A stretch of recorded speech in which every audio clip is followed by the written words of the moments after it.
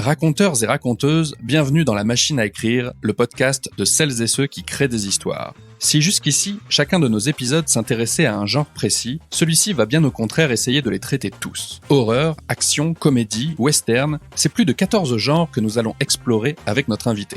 Pour en discuter avec nous, nous vous proposons d'écouter l'un des plus grands spécialistes de la question, une référence plusieurs fois citée par les invités de ce podcast, le script doctor américain et spécialiste de la structure, John Truby. John est l'auteur de ce qui est considéré comme la bible de l'écriture par de nombreux auteurs, l'anatomie du scénario, et d'un nouvel ouvrage tout aussi incontournable, l'anatomie des genres, déjà paru en anglais et dont la sortie française ne saurait tarder. En près de 30 ans, à travers ses masterclass, John a formé plus de 50 000 scénaristes, producteurs et réalisateurs à travers le monde et a collaboré à plus de 1800 scénarios de films, sitcoms et séries télé pour de grands studios comme Disney, Sony Pictures, HBO, la BBC ou encore Canal+.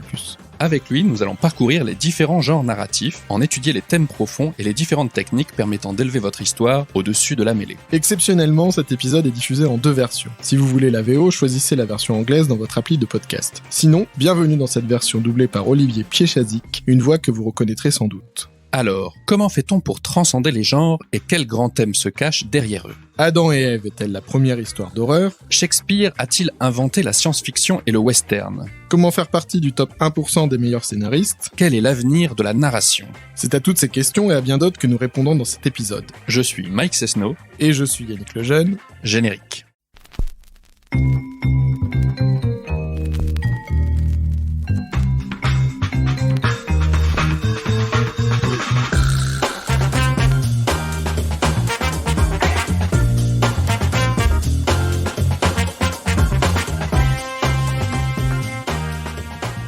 C'est une tradition chez nous, nous aimons commencer notre podcast en posant la question ultime, qu'est-ce qui fait une bonne histoire ? Aujourd'hui, nous recevons l'un des experts les plus renommés en la matière. Alors John, selon vous, qu'est-ce qui fait une bonne histoire ? Eh bien, c'est la question à 64 millions de dollars et j'aime le fait que vous commenciez par là. Pour moi, si je devais résumer et faire une réponse concise qui a du sens, je commencerai par dire que ce qui fait une bonne histoire, c'est la structure. C'est un grand mot qui crée beaucoup de confusion chez les scénaristes et je tiens à préciser d'emblée que je ne parle pas des fausses structures. Dans cette catégorie, je mettrai des choses comme les 3 actes, le voyage du héros ou Save the Cat. Ou une chose qui est récemment devenue très populaire, accumuler les tropes, utiliser des tropes et des séquenciers avec des concepts complètement inventés comme celui du point médian. Ça n'existe pas. Ça n'existe vraiment pas. Non, je crois qu'une bonne histoire est basée sur la structure profonde, qui est la façon dont le personnage principal va évoluer en poursuivant un but et en rencontrant des oppositions. Et je pense que c'est la technique la plus importante pour raconter une histoire.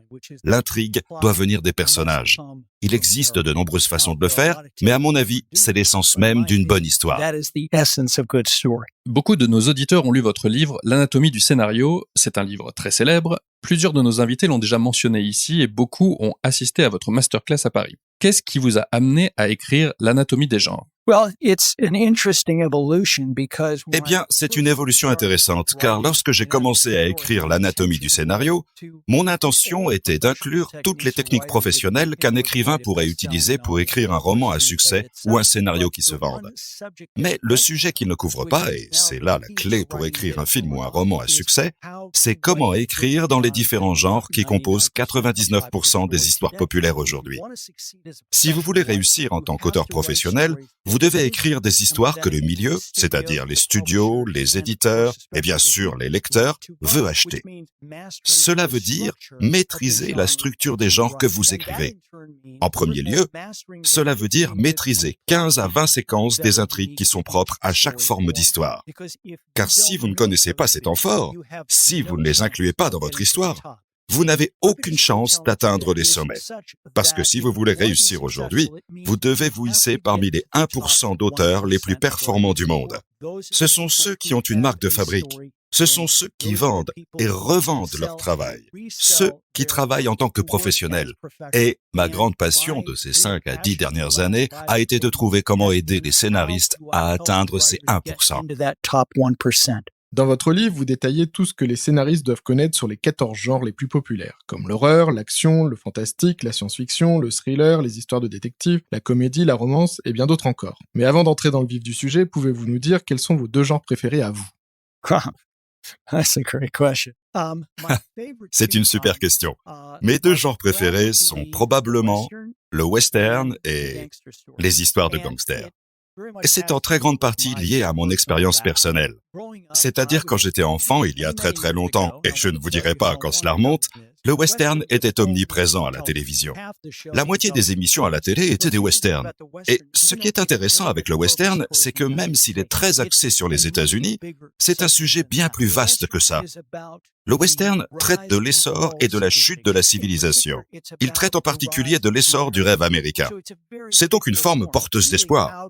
En fait, ça parle vraiment de comment on construit une nation et comment chaque individu cherche sa propre place dans le monde, comment il aide à construire cette nation. C'est donc un genre très positif. Le moment où il est devenu vraiment populaire à mes yeux, c'est quand il s'est transformé en anti-western. Si le western parle de l'essor de la civilisation, l'anti-western parle de la chute de la civilisation. Et l'anti-western est le moment où le western devient une forme artistique. Avant ça, c'est un credo. Avec l'anti-western, ça devient une œuvre d'art. Il s'élève à un niveau supérieur. En fait, dans la période allant de 1968 à 1971, vous avez 4 grands anti-westerns. Et il n'y a jamais eu un tel élan de créativité dans un genre dans toute l'histoire du cinéma. Je veux parler de La Horde Sauvage, Butch Cassidy et le Kid, Il était une fois dans l'Ouest, et John McCabe. Ces films m'ont non seulement montré une image beaucoup plus réaliste de la construction de mon pays, mais aussi de la façon dont une civilisation peut s'élever et s'effondrer. Et c'était une forme de mise en garde. Et qu'en est-il des histoires de gangsters ? Alors, ce qui est intéressant avec les histoires de gangsters, c'est qu'elles sont une émanation directe du western. Si le western classique traite du rêve américain, les histoires de gangsters parlent de la chute du rêve américain, de la corruption du rêve américain. Et ce que ça montre, c'est que les westerns nous parlent vraiment du 19e siècle, alors que les histoires de gangsters traitent du 20e siècle et de notre mode de vie actuel. C'est une image très précise de la façon dont nous vivons aujourd'hui. Dans mon livre, je parle de l'importance de transcender les genres. Il ne faut pas se contenter d'écrire dans un genre comme tout le monde le fait. Il faut le faire à un niveau supérieur si on veut sortir du lot. Alors à ce sujet, est-ce que vous pouvez nous en dire plus sur les 3 façons de transcender les genres que vous énoncez dans votre livre ? Bien sûr. Dans le livre, je parle des 3 règles pour réussir en tant que scénariste aujourd'hui. La première est qu'il faut écrire dans un genre particulier, parce que nous vivons dans un monde de genres. La deuxième est que vous devez mélanger les genres dans vos histoires. Pour qu'une histoire soit réussie, il faut qu'elle comporte entre 2 et 4 genres différents. Mais la troisième règle est que si vous voulez réussir, vous devez transcender ces formes. Et il y a 3 façons de le faire. Tout d'abord, il faut tordre les séquences. En d'autres termes, au lieu d'exécuter les temps forts comme ils sont faits d'habitude, vous devez le faire d'une manière unique. Vous les tournez d'une manière unique. Laissez-moi vous donner des exemples tirés du film Avatar. Avatar est une histoire très intéressante parce qu'elle passe du mythe masculin au mythe féminin. Par exemple, dans les mythes, l'un des principaux éléments scénaristiques est le talisman. Le talisman est un objet qui symbolise le pouvoir et qui identifie le héros. Eh bien, dans un mythe masculin typique, ce qui est presque toujours ce que nous avons, ce talisman est souvent quelque chose comme une épée. Mais dans Avatar, c'est un talisman de mythe féminin. C'est la graine de l'arbre sacré. Également, dans cette histoire, la naissance du héros est aussi une des séquences de base des mythes. Dans Avatar, on assiste à la renaissance du héros, quand on le voit prendre le corps d'un Na'vi. C'est la première façon de procéder. Vous twistez les séquences habituelles. La deuxième façon de le faire est que chaque genre exprime une philosophie à travers son thème. Et c'est là le vrai pouvoir de la narration de genre. La plupart des auteurs savent que les genres sont des systèmes d'intrigue. Mais ce qu'ils ne savent pas, c'est que ce sont aussi des systèmes de thèmes. Ces thèmes sont extrêmement puissants et ils s'expriment sous la surface, ce qui est d'une importance cruciale, car la plupart des scénaristes ont peur des thèmes. Ils ne veulent pas être lourdingues, ils préfèrent être subtils. Ils ne veulent pas faire un prêche au spectateur. Et ce que les genres permettent de faire, c'est d'exprimer la philosophie profonde du genre à travers la structure de l'histoire, à travers les séquences de l'intrigue. Ainsi, au lieu d'être assommés, les spectateurs vont s'ouvrir et laisser entrer le thème. C'est vraiment pourquoi on consomme des genres en particulier, ce que l'on aime le plus. Et la troisième façon de transcender les genres, c'est d'explorer la philosophie profonde intégrée dans la forme du genre. Pouvez-vous nous donner quelques exemples ? Absolument. La philosophie profonde des histoires d'horreur est la religion. Pour les films d'action, c'est le succès. Pour les mythes, c'est le processus de la vie. Les mémoires et récits de passage à l'âge adulte traitent de la création de soi. La science-fiction, qui prend beaucoup de recul, traite de la science, de la société et de la culture. Les histoires criminelles questionnent en profondeur la moralité et la justice. La comédie traite des mœurs et de morale. Le western, comme je le disais, c'est l'ascension et la chute de la civilisation. Les histoires de gangsters traitent de la corruption du milieu des affaires et de la politique. La fantasy traite de l'art de vivre. Les histoires de détectives et des thrillers traitent de l'esprit et de la vérité. Et les histoires d'amour parlent de comment vivre heureux. Si vous utilisez ces trois techniques pour transcender votre genre, vous écrirez dans une atmosphère raréfiée. Vous serez au sommet de la montagne. Car à l'heure actuelle, pratiquement personne n'écrit des histoires à ce niveau. À propos d'Avatar, qui mélange plusieurs genres et de la combinaison de 3 ou 4 genres comme un moyen de transcender une histoire, dans votre livre, vous expliquez que La Guerre des Étoiles est le premier film à mélanger plusieurs genres, ce qui a contribué à son impact culturel mondial. Et vous dites que depuis, les studios et les scénaristes ont appris à faire de même dans leurs histoires. À votre avis, est-ce que tous les genres peuvent être mélangés, ou est-ce qu'il y a des genres qui ne l'ont pas encore été avec succès ? En théorie, tous les genres peuvent être mélangés, mais il ne fait aucun doute que certains genres se combinent mieux que d'autres. Cela vient du spectre des genres. En gros, les genres se situent sur un spectre allant de l'action totale à l'esprit total. À un extrême, vous allez avoir les histoires de détectives, esprit total. De l'autre côté, vous avez les films d'action, action totale. On peut penser que certains genres ne se mélangent pas, mais c'est justement l'une des techniques pour transcender la forme. Non seulement il faut déformer les séquences de l'intrigue, mais il faut aussi mélanger des genres qui ne vont pas normalement ensemble. Par exemple, Men in Black a été très populaire parce qu'il combinait science-fiction et comédie, ce qui est très rare. Inception, très populaire parce qu'il combinait science-fiction et histoire de braquage. Ces deux genres ne vont jamais ensemble, et pourtant, le scénariste a trouvé un moyen de le faire. Et c'était si unique, les gens n'avaient jamais vu ça avant, qu'ils se sont dit « Waouh, j'adore !» C'est donc l'une des stratégies clés qui consiste à essayer de combiner 2 ou 3 genres qui n'ont jamais été combinés avant. Mais voilà le problème. La raison pour laquelle ils n'ont pas été combinés avant est que leur structure se trouve aux extrémités opposées du spectre. En d'autres termes, la façon dont les séquences s'enchaînent est à certains égards fondamentalement opposée à celle des autres genres. Il est donc très difficile de les intégrer dans une même histoire. Car lorsque les scénaristes mélangent des genres, s'ils ne savent pas ce qu'ils font, ils obtiennent une histoire chaotique. Il faut savoir comment combiner les genres, surtout ceux qui ne vont pas ensemble normalement. Et la technique la plus importante pour y parvenir, quels que soient les genres que vous combinez, c'est de choisir un genre dominant. Dans votre livre, vous parlez de la hiérarchie des genres, c'est un sujet qui nous intéresse particulièrement.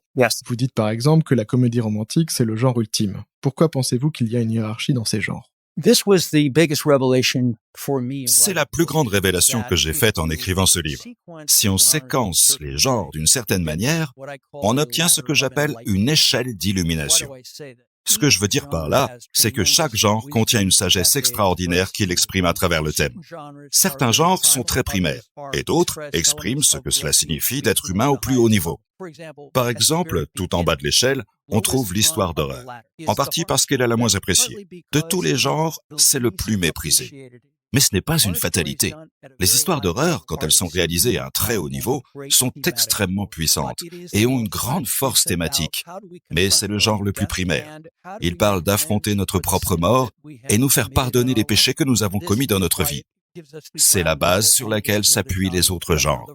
Le premier genre, sur le plan strictement humain, est l'action, parce que c'est la question la plus fondamentale de la vie humaine, à savoir, il faut agir pour vivre. Le film d'action parle de succès, comment réussir sa vie. En d'autres termes, c'est là que nous sommes le plus proches des animaux.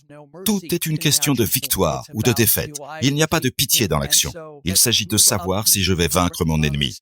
Et donc, si on continue de monter l'échelle, on arrive ensuite au mythe.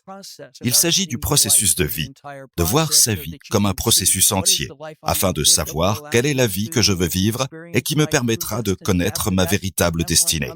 Ensuite, il y a les mémoires et les récits de passage à l'âge adulte qui portent sur la création de soi. Ensuite, je passe aux différents genres qui traitent de la relation de l'individu avec la société, comme la science-fiction, le polar, la comédie, le western, les histoires de gangsters. Et puis, en montant vers les niveaux les plus élevés, vous avez tout d'abord la fantaisie, qui, comme je le disais, traite de l'art de vivre, de l'art de bien vivre, de l'art de vivre avec spontanéité et liberté. Ensuite, il y a les histoires de détectives qui traitent d'esprit et de vérité. Sans doute, la première et la dernière frontière, celle de l'esprit. Enfin, il y a les histoires d'amour, l'art du bonheur, parce que les comédies romantiques nous donnent la recette pour vivre au jour le jour, et nous le faisons à travers nos relations amoureuses. C'est pourquoi il y a une échelle de l'illumination dans les genres, et c'est aussi la raison pour laquelle je pense que le livre doit être lu dans cet ordre. Cela dit, je pense que la plupart des gens liront le livre en commençant par les genres qui s'appliquent aux histoires qu'ils écrivent. Il y a cependant un réel bénéfice à les lire dans l'ordre, par rapport à ce qu'ils nous apprennent sur la vie, plutôt que de chercher simplement des techniques pour écrire de bonnes histoires. Les lire dans l'ordre peut être très puissant. Cette échelle de l'illumination et cette hiérarchie des genres, est-ce la raison pour laquelle nos goûts pour certains genres peuvent changer avec le temps ? Parce que nos préoccupations et nos questions sur la vie évoluent au fur et à mesure que nous vieillissons, en passant de l'enfance à l'âge adulte jusqu'au générique de fin ? Absolument. L'un des exercices que je recommande aux auteurs, quand ils creusent dans leur expérience personnelle, leur propre histoire, qui inspire celle qu'ils écrivent, c'est d'examiner les genres qui ont été importants dans leur vie et qui concernent toutes les valeurs auxquelles ils croient et qui guident leur manière de vivre actuelle. Pour prendre mon cas personnel, lorsque j'étais enfant, j'ai commencé par vivre une forme d'histoire de western et d'action. C'est ce qui m'inspirait. Mais en grandissant, j'ai laissé ces histoires derrière moi. Et je disais qu'à la fin de mon adolescence, à l'université, j'ai été très affecté par le pouvoir de l'anti-western, qui est l'ensemble opposé des thèmes et des valeurs du western. Ensuite, les domaines du crime, de la moralité et de la justice sont devenus des préoccupations beaucoup plus importantes dans ma vie. Je pense qu'au cours de la dernière moitié de ma vie, j'ai essayé de me concentrer sur les romans policiers et les histoires d'amour. Ce sont les genres et les valeurs qui imprègnent vraiment ma vie et dont j'essaie de faire mon quotidien. Comprendre ces philosophies et ces genres de manière profonde peut faire une énorme différence dans votre propre vie et la façon dont vous voulez la mener. Passons maintenant en revue quelques-uns des genres dont nous avons parlé. Vous disiez que l'horreur est liée au fait d'échapper à nos péchés. Est-ce la raison pour laquelle vous dites dans votre livre qu'Adam et Ève est la première histoire d'horreur ? Les histoires d'horreur nous confrontent à notre mort et aux péchés que nous avons commis dans notre vie. Et l'horreur est donc parfaitement exprimée dans l'histoire d'Adam et Ève. Il est intéressant de noter qu'Adam et Ève est la première histoire d'horreur, et que l'histoire de Caïn et Abel, leur fils, est la première histoire criminelle. Avec Adam et Ève, nous avons donc les héros, Adam et Ève, qui affrontent le premier adversaire, le monstre, qui se présente sous la forme d'un serpent. Ce qui est intéressant avec Adam et Ève, c'est que bien qu'il s'agisse d'une histoire très ancienne, et à bien des égards de la première histoire d'horreur, elle est aussi assez moderne. Parce que si vous regardez dans le livre, je parle de transcender l'horreur, et je dis que l'histoire clé pour comprendre ça est Frankenstein. Il y a de nombreuses raisons à ça, mais l'une d'entre elles est d'utiliser ce que je considère comme la technique la plus importante pour transcender l'horreur. Au cours de l'histoire, le héros devient le monstre, et le monstre devient le héros. Ainsi, le personnage que nous pensions monstrueux, terrifiant, horrifiant, s'avère être le plus humain de tous. Et le personnage que nous pensions être le héros se révèle être un animal qui réagit violemment contre tout ce qui ne lui ressemble pas. Et donc, la chose la plus intéressante en termes de structure dans l'histoire d'Adam et Ève est que, bien que le premier monstre évident soit le serpent qui les tente, le véritable adversaire dans cette histoire est le père. Parce que le père est celui qui, en représailles de leur erreur, les force à quitter une vie utopique et éternelle, pour les jeter dans un enfer et une vie qui se termine par la mort. Il devient le véritable adversaire, et un adversaire bien plus humain. La Bible regorge de belles histoires, et lorsque vous en examinez les différents genres, c'est très éclairant pour comprendre comment et à quel point elle est en avance sur son temps par rapport à sa capacité à raconter des histoires qui touchent des millions de personnes depuis des milliers d'années. Passons maintenant au domaine de l'action. Une des erreurs que font parfois les scénaristes est de se limiter à un simple conflit entre un héros et son ennemi. Pouvez-vous nous en dire plus sur votre technique de l'opposition à 4 points ? L'opposition en 4 points est, à mon avis, l'une des 10 techniques les plus importantes pour écrire une histoire. Pourquoi donc? Parce que le plus grand défi des auteurs aujourd'hui dans la narration populaire, quel que soit le média, est d'avoir suffisamment d'intrigue. L'intrigue fait appel à plus de techniques que tous les autres aspects de l'écriture combinée. Et franchement, la plupart des écrivains sont loin de connaître toutes les techniques dont ils ont besoin pour écrire une intrigue de niveau professionnel, susceptible d'avoir un impact au niveau mondial. Il existe de très très nombreuses techniques pour créer une intrigue, mais l'une des plus importantes est certainement l'opposition en 4 points.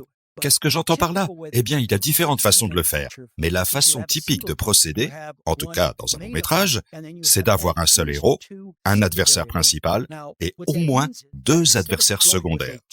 Donc, ça veut dire qu'au lieu d'avoir une opposition en 2 points qui consiste à faire combattre le héros par un seul adversaire, ce qui ne donne qu'un seul conflit, avec une opposition en 4 points, vous avez immédiatement de multiples conflits qui se déroulent tout au long de l'histoire. Cela veut dire que la densité d'intrigue augmente de façon exponentielle. Et donc, non seulement le héros affronte l'adversaire principal, mais il se bat également contre le 2e et le 3e adversaire. Et il peut même y avoir une opposition entre les différents adversaires. Ça nous permet d'avoir des attaques contre le héros qui se déroulent à un rythme beaucoup plus rapide. Et cela nous mène à ce que je considère être la plus grande incompréhension dans le monde des scénaristes, à savoir qu'ils ne comprennent pas ce qu'est réellement l'intrigue. La plupart des auteurs pensent que l'intrigue est la suite d'actions que le héros entreprend pour essayer d'atteindre son but. Et dans la poursuite de cet objectif, ils se heurtent à différentes oppositions. C'est ainsi que le lecteur découvre l'intrigue, mais ce n'est pas ainsi que l'auteur doit créer l'intrigue. La clé dans la création d'une intrigue est de réaliser quel est le plan machiavélique que l'adversaire principal et l'auteur utilisent pour mettre le héros dans la plus grande difficulté possible.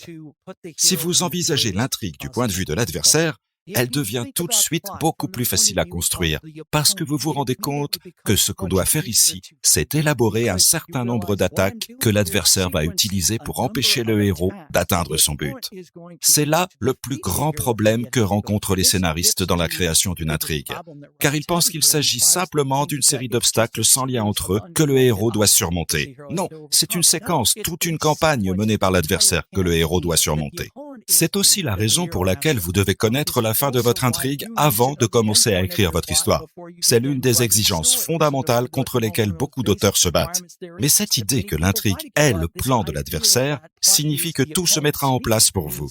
Et c'est pourquoi c'est l'une des techniques dont je parle dans l'histoire de détective, qui a peut-être l'utilisation la plus délicate de l'adversaire de toutes les formes d'histoire. Lorsque vous créez l'intrigue, commencez toujours par le plan de l'adversaire. C'est ce qui détermine tout ce qui vient après. Si vous êtes d'accord, passons maintenant à un autre genre que j'aime beaucoup, le mythe. Pour l'anecdote, en français, on utilise le même mot pour désigner le genre d'une histoire et le genre d'un personnage. Dans votre livre, vous expliquez que certains genres doivent être abordés différemment selon le genre du personnage principal. Qu'est-ce qui différencie selon vous le mythe masculin du mythe féminin que vous évoquiez en parlant d'Avatar? Vous mettez le doigt sur l'une des 2 révolutions majeures que nous avons vécues au cours de ces 20 dernières années.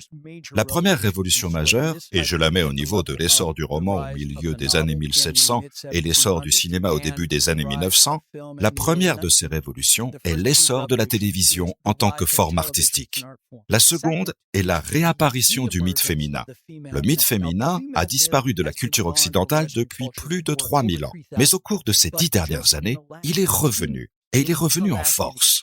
Dans le chapitre sur les mythes, je parle de la différence entre le mythe masculin et le mythe féminin. Et je souligne qu'à mon avis, le mythe féminin sera une forme majeure d'histoire à travers le monde au cours des prochaines décennies.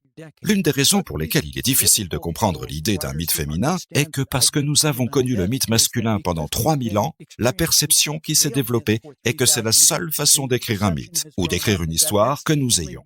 Cela vient de Joseph Campbell et son idée du monomythe.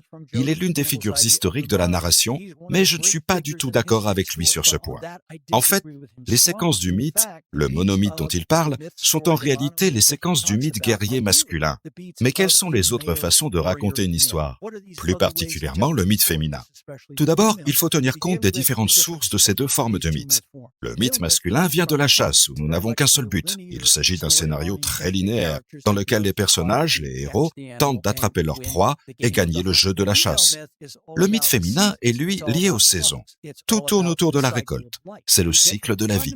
C'est ainsi qu'on obtient une différence fondamentale dans la manière dont cette forme d'histoire se déroule.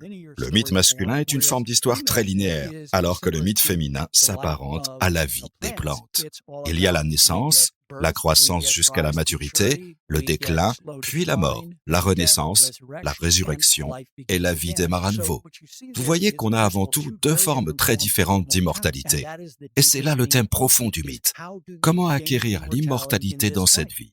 La façon la plus simple de différencier ces deux formes de mythe, sans rentrer dans le détail des séquences qui les composent, c'est que le mythe masculin consiste à diviser pour mieux régner, et le mythe féminin consiste à s'allier pour grandir. Vous constaterez qu'il s'agit d'approches fondamentalement différentes sur la façon de vivre. Ce sont aussi des approches fondamentalement différentes sur la manière de raconter une histoire. Nous mettons en particulier l'accent sur le conflit, car cela fait 3000 ans que nous vivons dans cette forme de narration qui est le mythe guerrier masculin. Nous connaissons tous l'adage, nous l'avons entendu 100 fois, selon lequel il faut toujours plus de conflits dans une histoire. Le conflit est source de dramaturgie. Cette idée s'exprime d'autant plus à la fin d'un mythe masculin lors de la bataille finale. C'est impressionnant, c'est violent et beaucoup de gens meurent. Le mythe féminin n'a rien à voir avec ça. Le mythe féminin s'intéresse à la manière d'éviter les conflits. Comment trouver une solution qui n'exige pas qu'on s'entretue.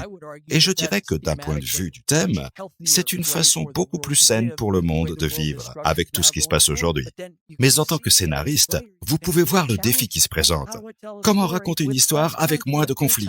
C'est très difficile. Mais si vous regardez certains des films qui sont des mythes féminins et qui viennent de sortir ces dernières années, des films comme Avatar, qui passent du mythe masculin au mythe féminin, vous avez des films comme Gravity, comme Premier Contact. Il s'agit d'histoires dans lesquelles le personnage principal est une femme qui cherche à résoudre un problème sans recourir au conflit. En parlant de Joseph Campbell, pouvez-vous nous expliquer les différences entre le voyage du héros et les récits de passage à l'âge adulte? Well, we talked about that genre spectrum. Eh bien, nous avons parlé du spectre des genres. D'une certaine manière, le mythe et le passage à l'âge adulte se situent aux extrémités opposées de ce spectre.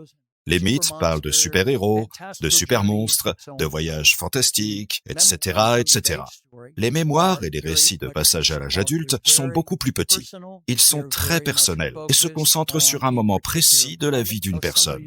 Et ils ne sont pas fantastiques. Ils sont vraiment l'expression de la forme dramatique qui est typiquement le conflit entre des adversaires intimes. Le conflit entre des personnages qui font partie d'une famille. En ce sens, il semble donc que leur fonctionnement soit totalement opposé. Mais en fait, les mythes et les récits de passage à l'âge adulte traitent tous les deux au sens large de la création de soi. Le mythe le fait dans une grande fresque, l'autre dans un cadre plus petit. Ce qu'on appelle le récit de passage à l'âge adulte, coming of age en anglais, désigne un genre qui a vu le jour en Europe. Plus précisément en Allemagne, sous le nom de Bildungsroman. C'est un type de récit que l'on définit généralement comme une histoire qui se concentre sur un moment précis de la vie du personnage. Et très certainement, dans les récits américains, ce moment est en général celui où le personnage est un adolescent qui devient un jeune adulte. Mais l'un des points essentiels du passage à l'âge adulte est qu'il ne s'agit pas nécessairement de ce moment-là. C'est avant tout le moment où le personnage subit un changement majeur. Et à partir de là, c'est ce qu'il est par essence. Ça définit vraiment qui il est par essence. Et à présent, il peut vivre sa vie. En ce sens, le récit de passage à l'âge adulte est beaucoup plus personnel. Et il implique, je le répète, des conflits avec les membres de la famille. C'est ce qu'on voit dans les films récents comme Coda. Au point culminant de cette histoire, la révélation du personnage, ce dernier atteint réellement le sens le plus profond de ce qu'il est en tant que personne. Et ça restera avec lui pour toujours. Alors tout à l'heure, nous avons parlé d'Adam et Ève comme de la première histoire d'horreur, et vous avez mentionné d'autres histoires de la Bible. J'aimerais à présent parler de Shakespeare et de sa pièce La Tempête, dont vous parlez dans votre livre. Pourquoi pensez-vous qu'il s'agit à la fois de la première histoire de science-fiction et du premier western? La science-fiction vise à créer une société et à déterminer la place de l'individu au sein de cette société. Cette société sera-t-elle un monde de liberté ou un monde d'esclavage? Elle met généralement l'accent sur l'utilisation de la technologie pour créer cette société et dans certains cas pour réduire le héros en esclavage. Maintenant, dans le cas de La Tempête, quelle est la technologie, entre guillemets, que l'on trouve dans cette histoire. C'est la technologie de la magie.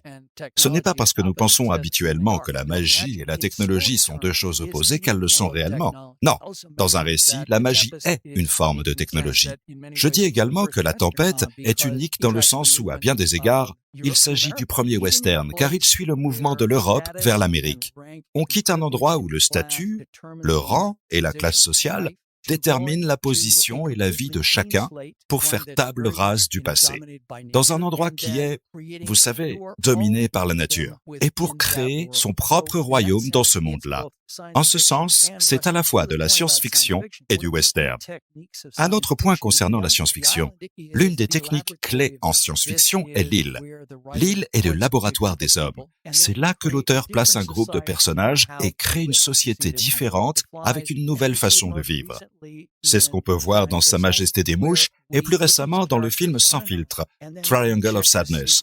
On place les personnages sur une île et on regarde quelles sont les nouvelles normes sociales, les nouvelles hiérarchies et la nouvelle forme de gouvernement qui régissent cette société. Et bien sûr, dans ce film, nous prenons la personne qui était tout en bas de l'échelle sur le bateau. Vous savez, celle qui nettoyait les toilettes. Et sur l'île, elle devient la numéro 1. Elle est capitaine. Et les hommes riches de première classe passent tout en bas de l'échelle. Passons maintenant à la comédie. Mike a suivi vos cours à Paris, il a beaucoup appris sur ce genre en particulier avec vous, et il se souvient d'une chose, c'est les 3 types de comiques d'Henri Bergson. Pouvez-vous nous en parler un peu plus ? Absolument. Ils sous-tendent tout dans une comédie, à la fois les blagues, les scènes et l'histoire tout entière. Bergson a compris que dans une comédie, dans une blague, ce qui provoque le rire se manifeste sous 3 formes, et qu'elles sont basées sur le fait qu'un personnage tombe. Ça peut être une chute littérale, mais il peut aussi s'agir d'une chute de statut ou d'un embarras. Il passe d'une position pompeuse et arrogante à une position, vous savez, qui est vraiment la sienne, beaucoup plus basse. Et c'est cette chute qui nous fait rire. Il explique que cela se produit de 3 façons. Comme un animal, comme un enfant ou comme une machine. Dans le premier cas, on montre un personnage avec les mêmes fonctions corporelles qu'un animal. Cela inclut l'humour pipi-caca et les blagues sexuelles, qui sont toujours de la comédie animale. La deuxième façon consiste à montrer un personnage rabaissé au niveau d'un enfant. Et on fait ça en montrant le personnage agir littéralement comme un enfant. Mais le plus souvent, c'est quand on fait réagir le personnage avec plus d'émotion que la situation ne le demande. Il peut donc pleurer, piquer une crise de colère, se tirer les cheveux et hurler. La troisième façon, qui est l'opposé de la comédie enfantine, se produit lorsque le personnage agit comme un objet ou une machine, ou qu'il réagit avec moins d'émotion que ce à quoi on pourrait s'attendre. C'est pourquoi c'est un style de comédie très sec, très froid. Aux États-Unis, on dit que c'est un humour pince sans rire. C'est une façon de parler sans vie, sans fioriture. Quand vous regardez une scène dans votre scénario, ou lorsque vous essayez de faire une blague dans une histoire, soyez toujours très clair sur la façon dont le personnage tombe. Parce que si le personnage ne tombe pas, ou s'il ne tombe pas d'une de ces 3 manières, ce ne sera pas drôle. C'est aussi simple que ça. C'est un fonctionnement presque scientifique. Alors, chaque année sur Facebook, vous écrivez vos fameuses critiques des films nommés aux Oscars que vous appelez le compte à rebours avant les Oscars. Avec Yannick, nous les aimons beaucoup. Et cette année, vous avez écrit une critique d'Avatar, la voix de l'eau, dont nous avons parlé tout à l'heure. Le film de James Cameron a rencontré un énorme succès populaire, mais de votre côté, vous avez à la fois très bien noté le film, tout en critiquant beaucoup son scénario. Pouvez-vous nous expliquer pourquoi ? J'ai eu une réaction très similaire avec Top Gun Maverick. Ce sont 2 exemples de films d'action, bien que ce soit aussi des films qui mixent plusieurs genres. Avatar et James Cameron, dans presque tout ce qu'il fait, combinent toujours 3 genres. Le mythe, l'action et l'histoire d'amour. Cette combinaison est probablement le mélange de genres le plus populaire au monde aujourd'hui. Et il est passé maître dans cet art. C'est donc sa première force. Il débarque automatiquement avec une histoire qui contient les genres que le public du monde entier adore. Maintenant, je souligne dans mon analyse que cet Avatar 2 est loin d'être du même niveau que le premier Avatar. Principalement parce que le premier Avatar faisait quelque chose de très puissant au cours de son histoire. Il passait non seulement d'une société technologique à une société en harmonie avec la nature l'emportant à la fin, mais il passait aussi du mythe masculin au mythe féminin. Ce processus ne peut pas être répété dans Avatar 2. Mais alors, quel est donc le pouvoir de ce film ? D'ailleurs, un autre point négatif que je mentionne est que le film passe beaucoup trop de temps sans conflit. Et cela vient de la prémisse de base qui est que, parce que les méchants sont revenus sur notre planète, Je prends ma famille pour aller me cacher dans ce monde de l'eau. Et toute l'intrigue est alors mise en pause, n'est-ce pas? Ils ne sont réellement en conflit avec leurs ennemis qu'à la toute fin du film. Alors, qu'est-ce qui m'a quand même séduit? Eh bien, l'utilisation de l'eau comme nouveau terrain de jeu est à mon avis brillante. Et la façon dont c'est réalisé est brillante. Avatar a toujours promu le concept de s'allier pour se développer. C'est l'idée de base du mythe féminin. Et ce que nous voyons ici, c'est l'alliance des humains avec les créatures de la mer, en particulier les baleines. C'est extrêmement séduisant, du moins à mes yeux. L'autre raison qui fait que le film se surpasse, surtout par rapport à ce qu'il aurait été sans ça, c'est la bataille finale. Encore une fois, la clé de tout film d'action est la bataille finale. Et celle-ci est fantastique. Oui, elle est incroyable. Oui, tout comme la bataille finale d'Avatar 1 était incroyable. Si l'un de vos genres principaux est l'action, vous avez intérêt à avoir une grande bataille, et c'est le cas ici. Et on peut dire la même chose pour Top Gun Maverick. Cette histoire regorge de clichés, au point d'en être risible à de nombreux moments. Mais la bataille finale est fantastique, et c'est ce que le film d'action nous apporte. Chaque genre a des choses fondamentales qu'il fait mieux que les autres genres. Et ce que l'action fait mieux que les autres genres, c'est de nous inspirer. Parce que l'on peut voir les exploits physiques que ces héros sont capables d'accomplir. Et ça nous fait nous sentir bien. Et il n'y a pas meilleur que James Cameron pour y parvenir. Mais vous qui travaillez comme script doctor pour Hollywood, quand vous voyez le combat final d'Avatar, quand vous voyez que tous les navires disparaissent sans explication et qu'il ne reste que le héros et son ennemi, qu'est-ce qui se passe dans votre cerveau? Vous ne vous dites pas qu'il y a une énorme incohérence? Bien sûr. Et en même temps, je me dis que je sais exactement pourquoi ils la font. On le voit dans la première bataille d'Avatar. Ce que vous voulez, c'est passer d'une bataille de grande ampleur à un face-à-face à la toute fin du film. C'est toujours ce qu'il faut faire, parce que ça vous donne le bénéfice de la grande bataille, qui est particulièrement puissante au cinéma, et aussi l'enjeu émotionnel du combat en un contre un. C'est la raison pour laquelle toutes les grandes batailles dans les films sont réalisées comme ça. Et ça soulève la contradiction fondamentale de tous les films d'action. Il y a toujours une contradiction entre ce qui devrait se produire sur le plan émotionnel et ce qui devrait se produire logiquement dans l'histoire. Les films d'action sont réputés pour leurs mauvaises intrigues. D'abord, il n'y a souvent pas assez d'intrigues. Ensuite, il y a d'énormes trous dans les scénarios. Et Avatar ne fait pas exception à la règle. En fait, on peut dire qu'il est même pire que beaucoup d'autres films d'action sur ce point. Le plus gros problème que j'ai eu, et je ne veux pas gâcher la fin pour quiconque, pour vos auditeurs qui ne l'ont pas encore vu, mais il y a un autre trou dans le scénario à la fin. Et je me suis rendu compte qu'il devait être fait pour amorcer le film suivant. Pourtant, c'est émotionnellement, réalistiquement, totalement absurde. Et cela a affecté mon appréciation du film. En tant que spectateur et en tant que script doctor, je me suis dit, ne pouvait-il pas trouver une meilleure solution que ça? Mais non, il ne pouvait pas. J'ai donc dû l'accepter et me dire que le reste de l'histoire, de nombreuses autres parties de l'histoire, étaient suffisamment bonnes pour que je puisse passer outre. Puisqu'on parle de films récents, pouvez-vous nous dire quelle est la dernière bonne histoire en termes de narration, tout genre confondu, que vous avez lu, vu ou entendu? La plus récente, et vous parliez de mon compte à rebours avant les Oscars, c'est The Woman King. C'est une histoire que je mettrais vraiment dans la même catégorie que Avatar ou Top Gun Maverick, en ce sens qu'il s'agit d'un film d'action épique. L'action épique est la forme transcendée de l'action.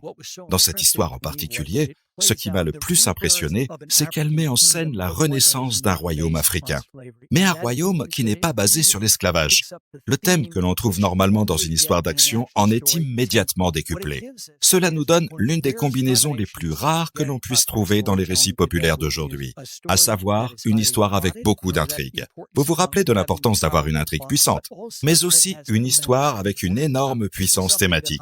C'est une chose qu'Hollywood est largement incapable de faire à l'heure actuelle. Tout ce qu'ils font, ce sont des films de super-héros qui ont tendance à avoir, tout d'abord, peu d'intrigues, et ils ont très peu de thèmes, parce que ce sont presque toujours des histoires de sauveurs. Mais dans ce cas, parce que le film se concentre sur la chef des Amazones africaines, il raconte l'origine de l'émancipation des Noirs et des femmes en ayant une portée internationale. Pour quelqu'un comme moi qui s'intéresse avant tout au scénario, ce qui m'a séduit et impressionné, c'est qu'il s'agit d'une histoire qui aime les intrigues et qui connaît leur pouvoir pour développer des personnages avec une grande force émotionnelle. Et c'est contradictoire avec l'image qu'on se fait normalement des films d'art et d'essai. Des films nominés aux Oscars, qui ont tendance à n'avoir aucune intrigue, et qui pensent que l'évolution des personnages a plus de pouvoir émotionnel sans intrigue. C'est exactement le contraire. Plus il y a d'intrigue, plus le changement final des personnages aura un pouvoir émotionnel. Et Woman King le démontre magnifiquement. And Woman King showed this beautifully. Et quelle est la dernière fois que vous avez été accroché par la promesse d'une histoire ou d'un pitch et que vous avez été déçu? It's a film that just C'est un film qui vient tout juste de remporter l'Oscar du meilleur film. Everything, Everywhere, All at Once. Lorsque j'ai vu ce film, la première chose qui m'est venue à l'esprit était la célèbre phrase de Shakespeare. Une histoire pleine de bruit et de fureur et qui ne signifie rien. Et je ne veux pas être trop dur avec eux, parce que ce que j'ai aimé dans ce film, c'est qu'il est très ambitieux. Il essaie de faire quelque chose de nouveau, de faire quelque chose qu'on n'a jamais vu avant. Mais malheureusement, à mon avis, quand on tire le rideau, on se rend compte qu'il n'y a pas grand-chose derrière. Et je pense qu'il y a des raisons structurelles très importantes à ça. Tout d'abord, il s'agit d'un film jeu vidéo dans lequel l'héroïne essaye de s'échapper du multivers par différents moyens. Et ce que ça veut dire, c'est que comme pour les jeux vidéo, c'est une histoire à branches multiples. Les branches multiples peuvent vous apporter plein de choses formidables, mais il y a un coût énorme. En général, il n'y a pas assez de fil conducteur. Et c'est ce qui se passe ici. Et c'est aggravé par le fait que les différents chemins qu'elle emprunte sont en fait toujours les mêmes séquences. L'un des péchés capitaux en scénario, c'est la répétition des séquences. Et dans ce cas, il s'agit d'une série de combats, et comme dans les films de super-héros, ce sont des combats de super-héros qui n'ont aucune conséquence. Ils ne veulent rien dire. Thor est projeté à travers 10 gratte-ciel, secoue un peu la tête et reprend le combat. Personne n'est jamais blessé dans ces films. La séquence de base de l'histoire avait donc une très faible dynamique narrative. Il n'y avait pas de développement, il y avait des répétitions. Et pour quel résultat? Eh bien, quelque part, à la fin, cette insignifiante répétition de combat fantaisiste a un effet positif sur l'héroïne et lui permet de résoudre son problème psychologique et son problème avec sa fille. Enfin, peut-être que c'est le cas, mais je ne sais pas comment. Je ne vois certainement pas comment elle fait pour y parvenir. Ça m'a frappé comme étant un exemple de ce dont je parle dans mon cours sur l'anatomie du scénario, à savoir l'idée fausse qu'on se fait généralement de l'évolution d'un personnage. Ce que j'appelle l'interrupteur qui change le personnage, où il suffit d'appuyer sur l'interrupteur dans la scène finale pour que le personnage ait soudainement changé et appris quelque chose. Ce n'est pas comme ça que ça marche. Non, il faut le faire à travers l'intrigue, et ils ne le font pas à travers l'intrigue. C'est un film dont j'avais entendu beaucoup de bien avant de le voir, et c'est sûrement une partie du problème, parce que mes attentes étaient très élevées. Mais je pense que l'exécution est bien inférieure à l'ambition du film. Parlons maintenant de votre carrière. Avec le recul, de quoi êtes-vous particulièrement fier dans votre travail? Je dirais probablement 2 choses. L'anatomie du scénario et l'anatomie des genres. Et je ne vais pas faire preuve de fausse modestie. Je pense que ce sont les 2 meilleurs livres sur la narration jamais écrits. Bien sûr, d'autres devront en juger, pas moi. Mais c'est certainement avec cette ambition que je les ai écrits tous les 2. Et je pense que chaque livre fait 2 choses très différentes. L'anatomie du scénario se concentre sur comment écrire une grande histoire. L'anatomie des genres va beaucoup plus loin. Et il y a 10 ans, je n'aurais jamais pensé en être capable, ou qu'on pouvait explorer ainsi les rouages profonds des histoires, et comment écrire une histoire à la fois géniale et populaire dans le monde des genres. Car c'est là le grand défi. Il y a souvent cette dichotomie entre « je veux écrire quelque chose de vraiment fort » et « je veux écrire quelque chose de populaire que les gens liront, qu'ils verront ». Ma conviction est que l'on peut et l'on doit faire les 2 en même temps. Et ce que j'ai essayé de faire dans l'anatomie des genres, c'est de donner aux auteurs les outils, tant au niveau de l'intrigue que du thème, pour le faire. Et c'est ce domaine du thème qui est vraiment si nouveau. Il n'existe aucun livre, aucun, dans toute l'histoire de la narration qui parle de manière si exhaustive, avec autant de détails, avec autant d'outils pratiques, de la façon d'exprimer un grand thème à travers sa narration. Au cours de votre carrière, vous avez donné de nombreux conseils d'écriture, que ce soit dans vos livres ou les formations que vous donnez partout dans le monde. Mais quel est le meilleur conseil d'écriture qu'on vous ait donné à vous? Vous savez, c'est le plus gros problème que j'ai rencontré dans ma carrière. Je n'en ai pas eu. C'est probablement dû au moment où j'ai commencé. Je fais ce métier depuis de nombreuses années et quand j'ai commencé, il n'y avait pas de livre sur la façon de raconter une histoire, en particulier dans les films. Il n'y en avait pas. Alors, les conseils que j'ai reçus à l'époque étaient soit simplistes, soit erronés. J'ai donc réalisé que je devais me débrouiller seul. J'ai dû être autodidacte. Alors qu'est-ce que j'ai fait? J'ai fait comme Aristote. Au lieu de commencer par la théorie et d'essayer ensuite de l'appliquer aux histoires, ce qu'a fait Aristote, c'est qu'il est allé au théâtre. Il est allé voir des pièces et il a vu les différents types de dramaturgie.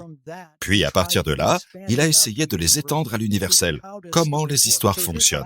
Voilà donc ce que j'ai fait. Chaque jour, je me suis rendu au cinéma d'art et d'essai local où l'on projetait 2 grands films par jour.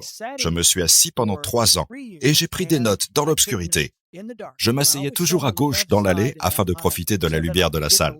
Je m'asseyais dans l'allée pour que la lumière ne soit pas bloquée par quelqu'un assis devant moi et que je puisse lire mes notes. Ce que je cherchais, c'était ce qui marche et ce qui ne marche pas. C'est alors que je me suis rendu compte que tout était une question de structure et que tout était une question de structure profonde. Pas ces fausses structures comme les histoires en 3 actes, les voyages du héros ou Save the Cat. Non, il s'agit de séquences profondément structurelles qui développent organiquement le personnage à travers l'intrigue. C'est là que la partie se gagne ou se perd. Et les ramifications sont énormes. Tout d'abord, ça signifie que pour chaque histoire que vous racontez, si vous développez organiquement des personnages uniques à travers les séquences uniques de votre intrigue, vous aurez une histoire que personne d'autre ne raconte. Et c'est comme ça que vous vous distinguez de la masse. C'est comme ça que vous pourrez dire « j'ai une marque de fabrique et vous devez me payer pour l'avoir ». Cela nous ramène à ce dont nous parlions au tout début, ce que je considère comme la technique la plus importante pour écrire une bonne histoire, à savoir que l'intrigue doit venir des personnages. Et si vous faites ça, vous avez déjà une longueur d'avance sur 90% des gens qui écrivent aujourd'hui. Puisque nous avons parlé d'autres livres, quel est le livre, en dehors des vôtres, qu'il faut absolument lire pour comprendre comment écrire une bonne histoire? S'il en existe un. Well, there is. There's a book. Oh, il y en a un. Il y en a. Il existe un livre de Northrop Frye intitulé « L'anatomie de la critique ». Et mon anatomie du scénario et mon anatomie des genres sont en partie des clins d'œil à son talent. L'anatomie de la critique est un livre très dense. Il est très philosophique. À bien des égards, il est difficile à lire. C'est aussi l'un des plus grands livres jamais écrits. Pas seulement sur la narration, mais sur n'importe quel sujet. Il faut absolument lire l'anatomie de la critique de Northrop Frye. Ma première rencontre avec les idées de ce livre est intéressante. J'étais en 2e année de lycée. Nous avions un professeur qui, au lieu de suivre le programme scolaire habituel, a introduit la théorie du héros de Northrop Frye, qui est la première section de son livre, la théorie du héros. Et il nous a fait comprendre comment elle fonctionnait dans les histoires que nous allions lire durant le semestre. Ma tête a explosé, parce que j'ai réalisé que c'était comme ça que les histoires fonctionnent. Et pas seulement ça, que c'était aussi l'enseignement le plus utile que je recevrais de toute ma vie. Je ne saurais donc trop le recommander, tout en précisant qu'il ne s'agit pas d'un ouvrage facile à lire. Mais si vous voulez vraiment apprendre comment raconter une histoire, vous devez lire ce livre. Et quel est l'écrivain que vous admirez le plus, celui qui ne vous déçoit jamais? Je vais devoir revenir quelques décennies en arrière, quelques siècles même, et choisir Charles Dickens. À mon avis, personne autant que lui n'est capable d'aussi bien combiner les personnages et les intrigues, de créer de magnifiques personnages, des personnages attrayants, et de tisser des intrigues souvent très complexes. Dans les dernières années du 19e siècle, nous avons commencé à être anti-intrigue. L'intrigue est devenue un gros mot. Pour moi, l'intrigue est certainement l'une des grandes joies, si ce n'est la grande joie, de lire et regarder des fictions. Et donc, sa capacité à exceller dans les 2 domaines, les personnages et les intrigues, et de le faire dans autant de livres, tout en réalisant de formidables progrès et de formidables accomplissements pour exprimer des thèmes au plus haut niveau, tant sur le plan politique et économique que sur le plan personnel. Je ne connais personne, aucun auteur, qui ait été capable de réunir ces 2 éléments comme il l'a fait. Et comme nous arrivons à la fin de notre conversation, je voudrais aborder ce dont vous parlez à la fin de votre livre. Dans l'anatomie des genres, le dernier chapitre est très court et vous le consacrez au futur de la narration. Que pensez-vous des nouvelles façons de vivre les histoires qui ont émergé ces dernières années, comme la réalité virtuelle, les pièces de théâtre interactives ou les jeux vidéo immersifs qui mettent davantage l'accent sur l'histoire et les personnages plus que sur l'action et le gameplay? Y a-t-il une nouvelle forme de narration ou un nouveau genre qui a récemment attiré votre attention? Eh bien, je suis content que vous vouliez en parler ici, car pour moi, l'avenir de la narration est fascinant. Ce vers quoi nous nous dirigeons, nous y sommes déjà en partie. Et je pense que c'est important d'avoir une vue d'ensemble sur ce qui se passe. À mon avis, il s'agit d'une interconnexion complète entre la vie et la fiction. Et je crois que c'est une bonne chose, parce que plus la fiction informe nos vies, plus nous pouvons mener la vie que nous voulons vivre. C'est pourquoi dans le dernier chapitre sur le futur de la narration, je parle d'un futur avec tous les genres, tout le temps. Cela permettra au lecteur d'interagir avec les histoires à tous les niveaux et avec toutes les formes de sagesse. Vous savez, nous avons parlé tout à l'heure de l'échelle des genres, du plus bas au plus haut, mais je parle aussi dans le dernier chapitre du fait que la véritable façon d'utiliser la fiction et les genres, c'est de les utiliser comme un kaléidoscope. En d'autres termes, pour acquérir la sagesse, vous utilisez tous les genres, vous les utilisez tous. Vous avez besoin de toute cette sagesse pour vivre une grande vie. Ce futur de la narration, c'est-à-dire tous les genres tout le temps, implique ce que vous suggérez dans votre question, l'immersion dans ces supports narratifs très interactifs dans lesquels, selon la manière dont vous entrez dans l'histoire et dont vous coexistez avec elle, vous pouvez l'aborder comme une histoire fantastique, ou peut-être comme une histoire d'amour, ou peut-être comme une histoire de détective, et ainsi de suite. Cela me paraît vraiment passionnant. Beaucoup de choses qui se passent dans le monde sont vraiment passionnantes, mais je dirais à vos auditeurs qui écrivent qu'il est important de comprendre que vous ne pouvez pas simplement décider de raconter une histoire avec tous les genres, qui soit totalement immersive et interactive, et ainsi de suite. Parce que si vous ne savez pas ce que vous faites, vous allez vous retrouver avec une histoire chaotique. La première chose à savoir, c'est que pour pouvoir écrire ce genre d'histoire, il faut une idée, une prémisse qui puisse s'adapter à plusieurs genres, voire aux 14 genres. Et il y a très peu d'idées d'histoire qui le peuvent. On pourrait parler d'Harry Potter ou de Game of Thrones. Il s'agit d'histoires multi-genres. Et remarquez qu'il s'agit de séries. Dans un cas, il s'agit d'une série de romans et de films. Dans l'autre, il s'agit d'une série de livres et de séries télé. La toile sur laquelle vous allez peindre doit être immense pour pouvoir permettre d'avoir tous ces points d'entrée et de sortie et l'interaction avec autant de genres en même temps. Mais pour moi, quelle est la valeur profonde de tout ça?